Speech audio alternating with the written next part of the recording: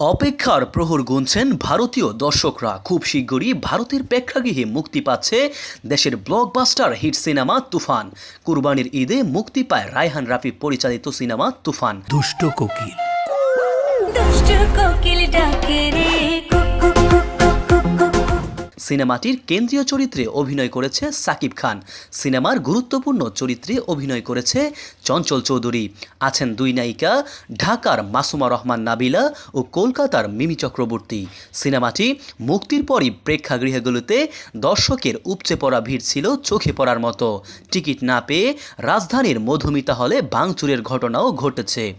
দেশের প্রেক্ষাগৃহ কাঁপিয়ে শুক্রবার থেকে আন্তর্জাতিকভাবে আমেরিকা, কানাডা, অস্ট্রেলিয়া ও বেলজিয়ামের বিভিন্ন প্রেক্ষাগৃহে মুক্তি পেতে চলেছে তুফান। বিদেশের মাটিতে অপ্রতিরোধ্য দর্শক সাড়া পাওয়ার তথ্য নিশ্চিত করেছে অস্ট্রেলিয়া ও নিউজিল্যান্ডের তুফান পরিবেশকের দায়িত্বে থাকা বঙ্গজ ফিল্মস। তুফান সিনেমা উপভোগ করতে পারবেন ভারতীয় দর্শকরা। সংবাদ মাধ্যমে এই তথ্য নিশ্চিত করেছে তুফানের প্রযোজনা সংস্থা SBF। উল্লেখ্য, তুফান সিনেমায় 90 দশকের একজন গ্যাংস্টারের চরিত্রে অভিনয় করেছেন সাকিব খান। ঢাকায় এই সিনেমায় প্রথমবারের মতো কলকাতার মিমি চক্রবর্তীর সঙ্গে জুটি বাঁধেন সাকিব খান। এছাড়া সিনেমায় নায়কের লুক নিয়েও আগ্রহ তৈরি হয়েছে দর্শক মহলে।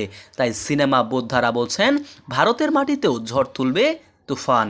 মোহাম্মদ সায়েম সরকার, নিউজ বাংলাদেশ 64।